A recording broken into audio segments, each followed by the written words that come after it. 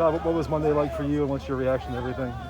Oh, it's tough. I mean, you get in those situations, and you know, Coach Helton knows this, that you care and love somebody like that. It's, you know, it's emotional.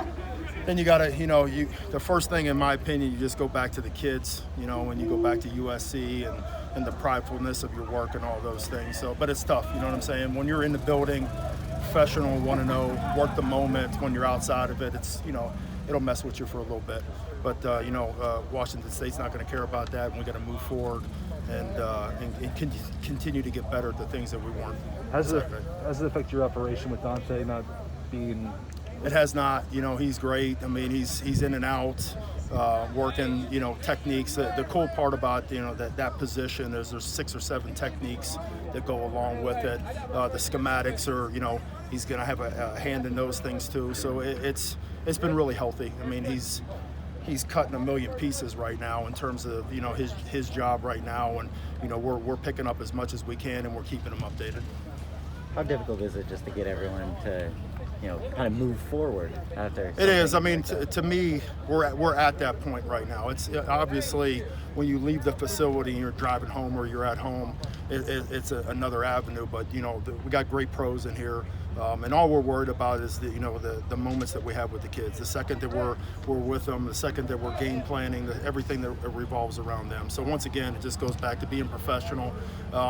But like I said beforehand, you know, when the news broke, you know, that stuff stings. How much time do you take to address it with the kids as you're trying? Oh, it was a day. You know, that day was a lot of talk. You know what I'm saying? Less football, a lot of talk. But it once again goes back into we had to stay on schedule with it.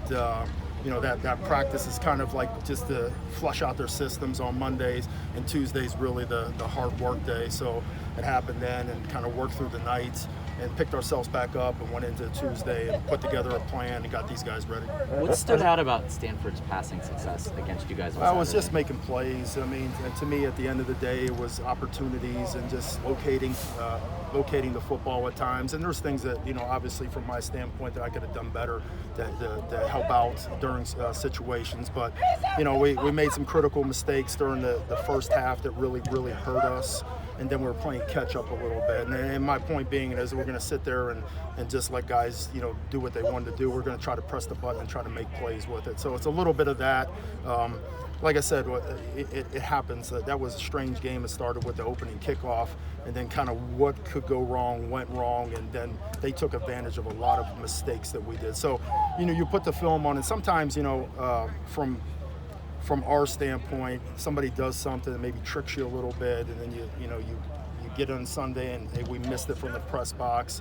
But I think when we all sat down, and those kids were great. I mean, they were in there watching that tape on their own, and we all just, you know, like grown-ass men and sit down and say, hey, listen, man, this is all correctable stuff. Let's get this fixed. This is not what we're about, and we just move forward. So, and that's where we're at right now. I thought really good practice yesterday, good practice again today, tighten up some screws and just move on. How are you feeling about the pass rush at this point? Well, it's, you know, I've heard this before with the stats in terms of sacks, but these balls have been getting out pretty quick. You know, I see Drake Jackson coming off the edge, and he's like really close to getting stuff. And, you know, sometimes that's, you know, people look at us and we're going to do a decent amount of pressure, and I think sometimes it's just like, hey, man, get that ball out of your hands before you get hit. So it's a timing deal and it's a coverage deal, and I think those will come. Those are coming because we're really close. As a human, how do you guys as coaches not think about your own futures the rest of the way? I don't, man. It's just being a pro. That's what it's about, and prioritize. And I don't look at it from my standpoint. I really don't. I just look at it from the kid's standpoint of saying, like, hey, listen, you know, the times where you said, hey, listen, let's battle adversity. Let's be tough people. Let's be tough-minded. And there, from our standpoint, like there's our time to show our true character. So I just worry about those guys. I worry about USC and what we represent, and then just having pride. You know, that's the biggest thing from all of our standpoint. We're you know, we can do the best work in the country. There's no doubt about it, and that motivates me every day. I don't get out of routine just because things are messing.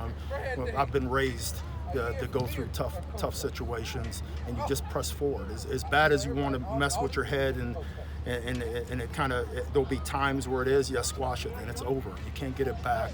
Let's deal in the moment. Let's be 1-0 in the moment right now and just move forward. What's the status with Nick and Corey?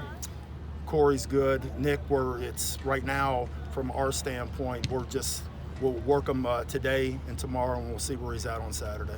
Thank you guys. Yeah.